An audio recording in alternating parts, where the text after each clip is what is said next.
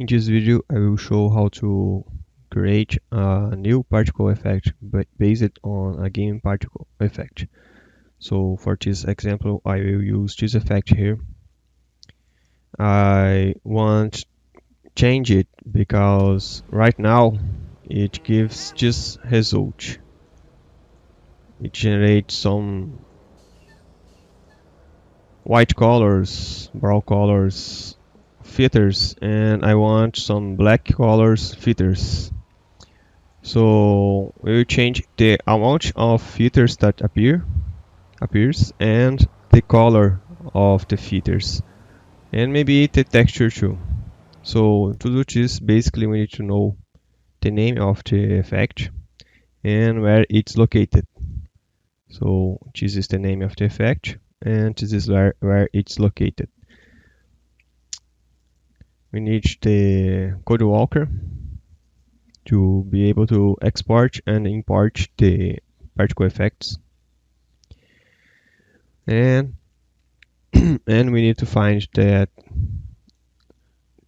core asset in the game files to search for that file. It ends with this extension here, IIPT. I don't know how to speak this shit, but fuck that. So here in the game we have lots of occurrence of that file. We can pick any of them because they are probably almost the same, just basic change between them. We can choose, for example, choose one here. Probably will work. So basically what I will do, it's export this file and import into CodeWalker to make things a little easier for me. I could navigate to this path here, but I prefer to do it this way. I exported the file here, and I will drag and drop inside my CodeWalker folder here into this vault door where I add props to the game.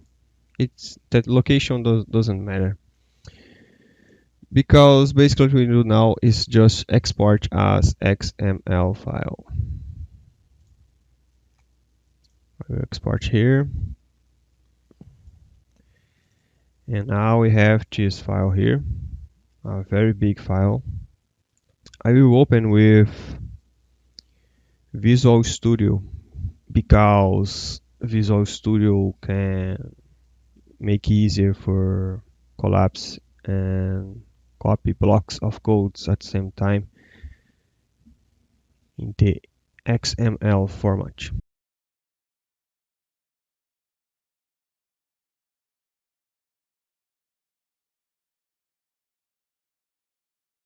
I will pick the name and I will search in the file. Here we found an entry of that is that particle effect, and as you can see there's a lot of configurations here, a lot of mysteries. And here we have the more important parts for for the purpose of my changes in this particle effect. We have the emitters and the particles, the emitters rules and the particle rules.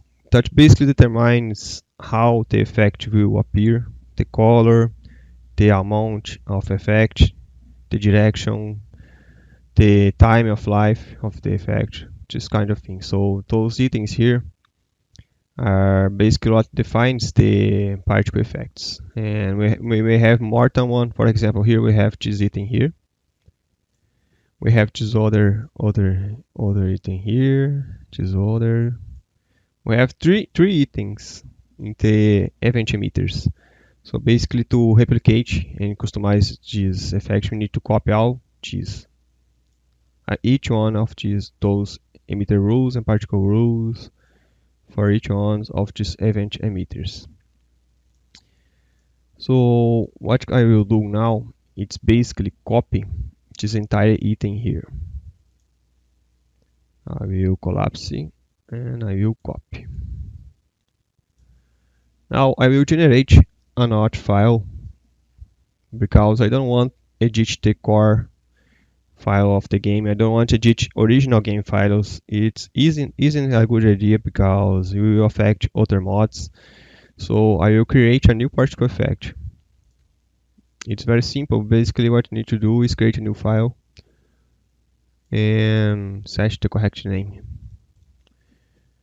For example, here I will save as here in my desktop. Where is Blender? Okay, here I will save as JulioNIB Creators Online Filters asset file, but okay. And it's important this part here. We need to switch the extension before the .xml here. Just like we had here in the core, we have the extension of the asset before the XML part. So we need to copy the other structure that we have in this asset file. So basically what we need to do is copy this section here.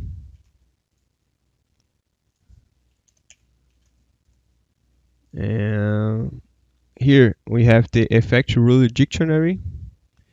It opens here, and we need to go to the closing of that item. Okay, so we find the closing, and we copy the closing and the opening of the possible next entry. So it goes here. Now if we do the same with this guy,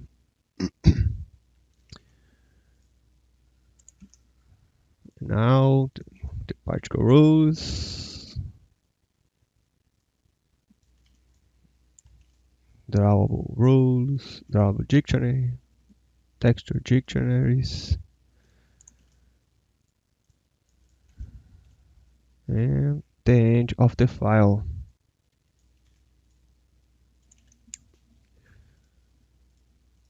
So this is the basic structure. We have the effect rule dictionary.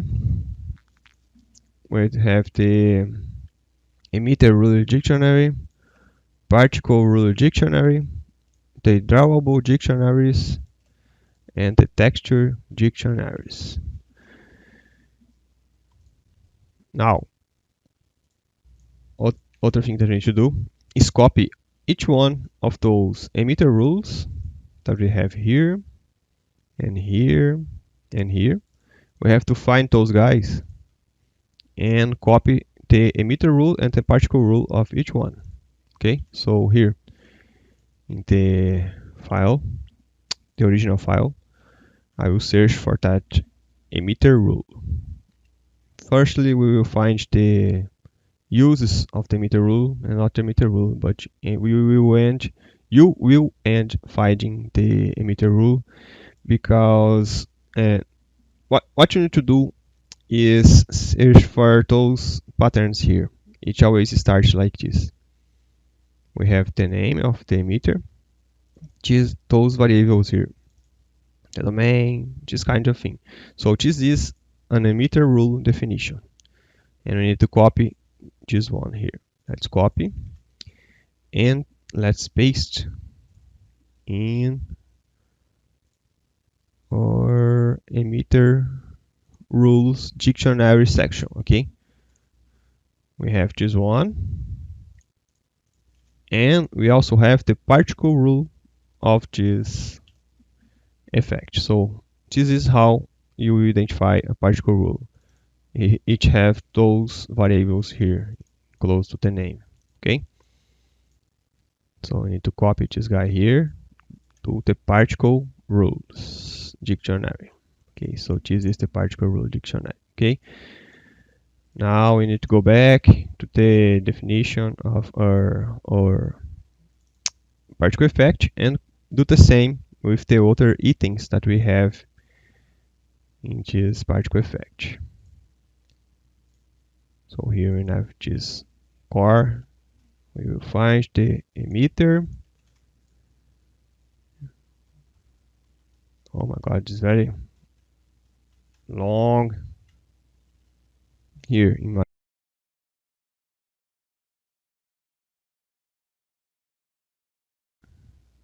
particle effect. The particle rule. Here in the particle rule. Let me collapse it just to make it easier for me. Now we have the next item, that is this one here. Let me check something first. Okay, the emitter.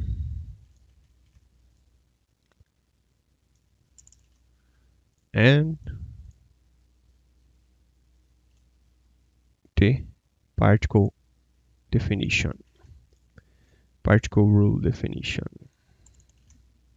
Okay, so basically those are the particle rules and effect emitters that we need to copy. Okay, now we need to worry about drawables and textures that the particle effect may use. They commonly use only texture dictionaries. In this example here, he used some drawables, as you can see here, in this item here, in this particle rule heater here. So we need to have just those references in the drawable dictionary too. Let me see if it have more drawables in the other particle rules. This one doesn't use any drawable, and this one here in the end, no, doesn't use drawables too.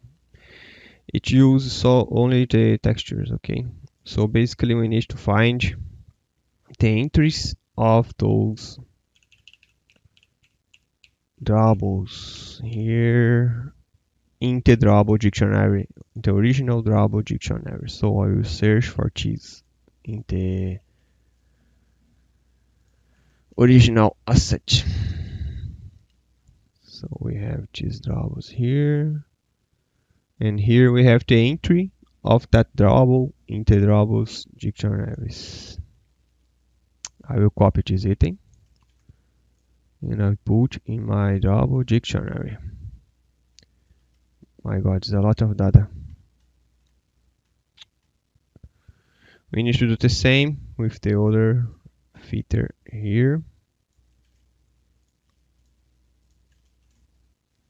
We find the drawable dictionary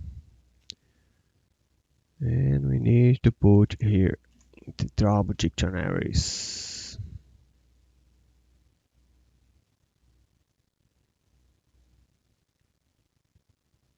Yep, that's different. I never used drawable dictionaries in my customized particle effects. That will be the first time. Let's see if things works fine. Okay, so now that we have the entries for the drawables, we need to find the textures that the particle effects, the particle rules uses. So here we have this item that defines a texture name used in a particle rule. We need to find the entry of this texture and copy to our texture dictionary. So here in the original file, I will search, and here it's the definition. This is the pattern that you will look for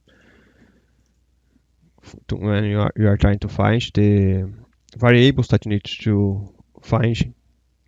Okay, so when you find the name of the texture and you have those variables in sequence, it's because it's a texture definition. So we copy this entire item and paste in our texture dictionary. We will do the same for the others that may have. So We collapse this item and we search in the next item for a texture being used by the shaders of that particle effect. So now we have this one here.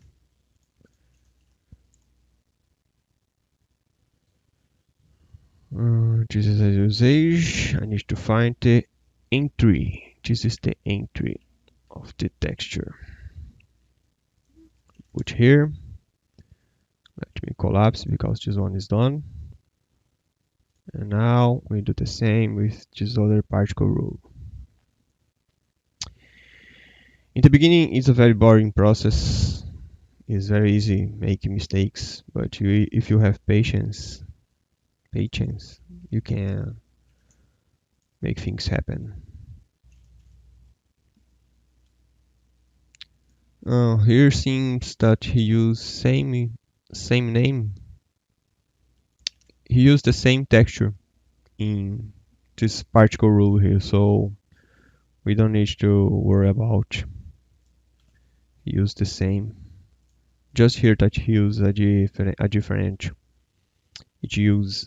texture. So basically for this effect we have two textures used and two drawables. Okay. So now basically, if I'm not wrong, we can save and import in the game. But first I will change some things. For example, here in the top of the file, the name will define the name of the asset that you will request when spawning the effect in game. So I will name here, we'll put the same name of the file. Filters, NIB Kratos, filters. Yes, that's the name. And here we will set the name of the particle effect. So this is the item that defines the particle effect. And here in the start we have the name variable. Here we set the name. I will set as wing and explode. Okay. Let me see if this will work. Let me just try to import here in my custom mods animes DLC. Let's see if all it's okay. See here he says that he couldn't find the texture file.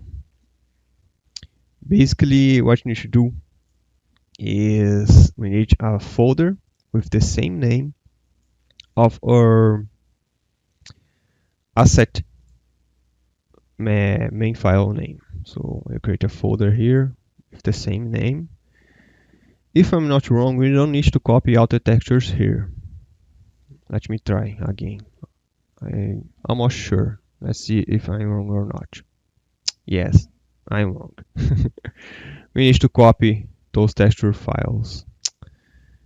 Okay, so here in the texture dictionaries, I will need to find those files here and copy them to my beautiful folder.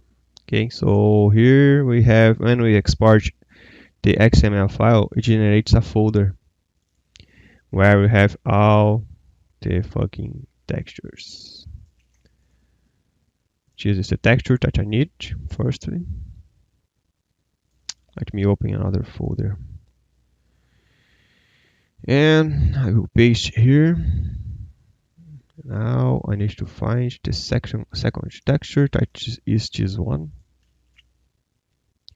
And I will copy here. Let's see if now it works. Yes, it worked. Basically, in theory, it worked because it didn't give an error. So here we have our Kratos filters IPT. I guess this is how we pronounce it. If you double click, you will see some details about the particle effect. Here you can see the textures that we compiled to the folder. You can change the colors changing those textures too, but we can change colors directly in the particle effect definitions. Before I start modifying this effect, I will launch the game and see if this is working. My English speech is terrible. Okay. Let me spawn my wing.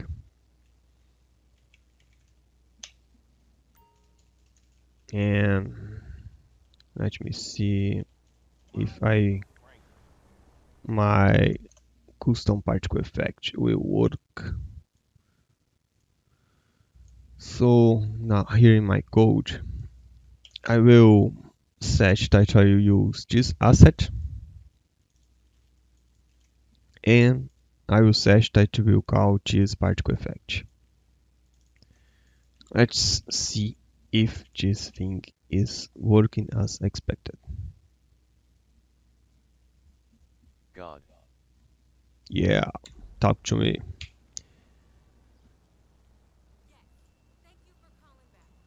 Yeah, it worked.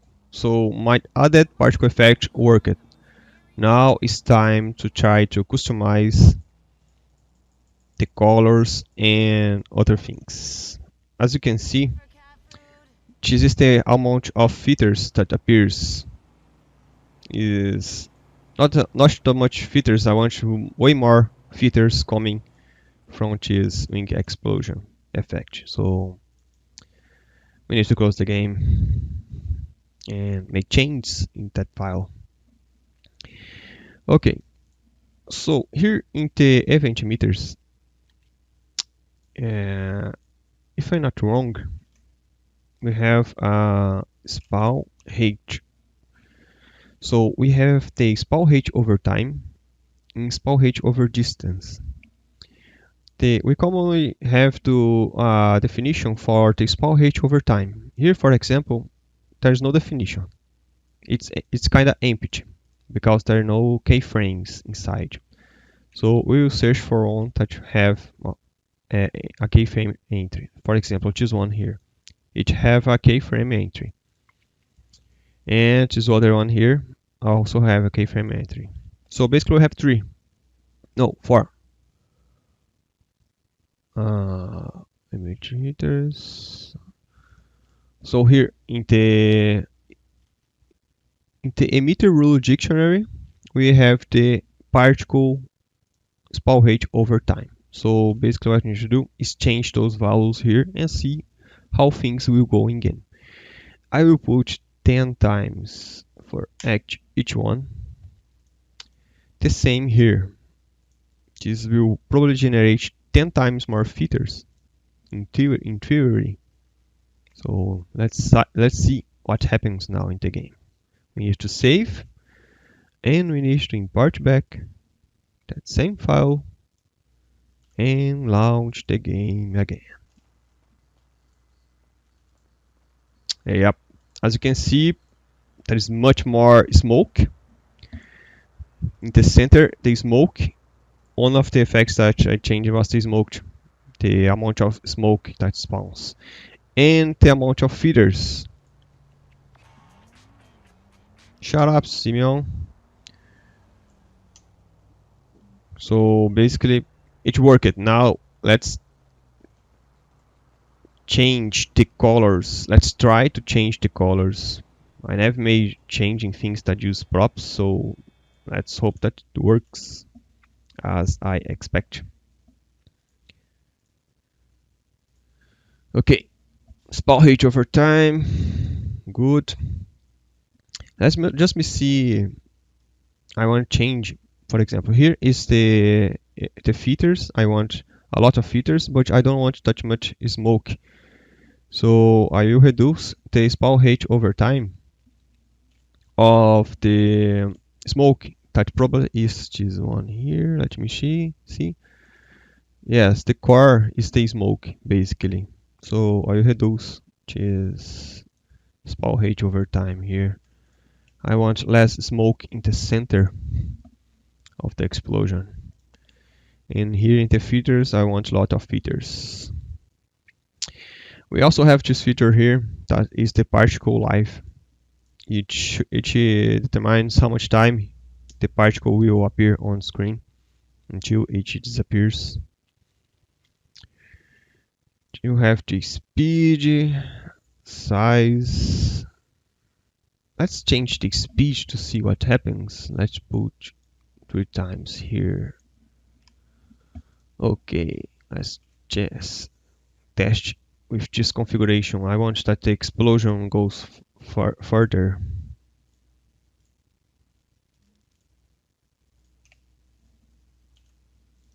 Okay, here we go again.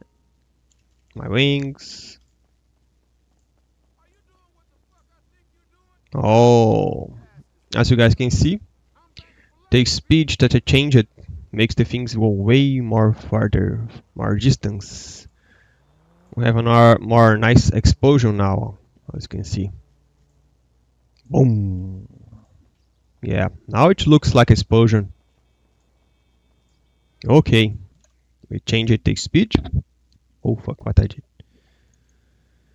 And it worked. So the speed scalar here of the feeders worked very nicely. I put 3 times the values. And now for the colors. The colors definition, it's in the particle rule dictionary. So to change, we need to find the particle rule that is used with this event emitter. So if we search here, in this effect, specifically, we have the same name for the particle rule, the emitter rule. So now here, in the particle rule, we're trying to find the color definition and change it. As you can see, we have a lot of items that defines a lot of different things. For example, here we have the acceleration, and as you can see, we have a lot of keyframes. And the keyframes definitions, it's like an animation. For example, here it starts with those values and will change for those values in the life of the particle effect. So the particle effect starts with this value here, and it ends with those values here. It does a transition between those keyframes. This is interesting for some effects. We can add keyframes, change values, and see how things goes. But we don't want to change the acceleration. Let's collapse this item. The velocity, no. The rotation, no. Noise, there is a noise. I never saw a noise type. I don't know exactly what it does, but I want to change this now. Let's focus on the color, the size, the dampening. I have no idea what the fuck is this. Oh, here, the color. Let's see if I can just change the colors. So here we have a definition of keyframes too. We have the RGB a min and the max. Okay, the min and the max values. We have here a starting keyframe and an ending keyframe. I know that this variable here set as 1 in a keyframe basically disables or vanishes or fades out the effect or in that definition of a keyframe. For example, here in the color, when it hits this keyframe, it will turn invisible. It's something like that.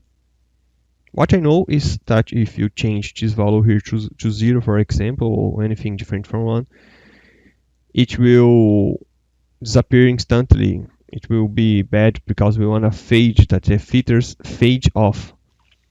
So what I will do here, basically I will change those values here. The unknown 10, 14, 18. As you can see, it's repeated. It repeats here and here, and I want to change. Basically, I will delete this first keyframe because I want to simplify things. So we have only 2 keyframes. And if I'm not wrong, this is the R value, the red value, green value, blue value, and the alpha value.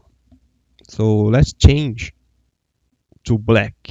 Black basically will be 0 in all the values. I'm guessing here, I'm not sure. I will do the same with the max RGB keyframes. I will delete the first one to simplify things, and I will set 0 for each one of the red, green, and blue values. Let's see now if this works as expected. I'm guessing, not sure. Let's try and fail, or try and succeed. Okay, so here we go again. Apricot swings. Oh shit, it worked. Look at this. Are those black feathers? That's cool. Yeah, boy. It worked. So basically, I changed the color. Now let's try to make each color customizable, because right now, if I'm not wrong, we can't change the colors of the effect. Let me try here in my code. No. So the helper particle set color values tempe. Let's try some red value for this guy here, and a green value for the second effect here. Red, green. Okay, it probably won't change the colors because we didn't set God. that it's possible to change the colors.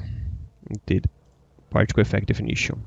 Yep, as you can see, it didn't work because we need to edit the particle effect.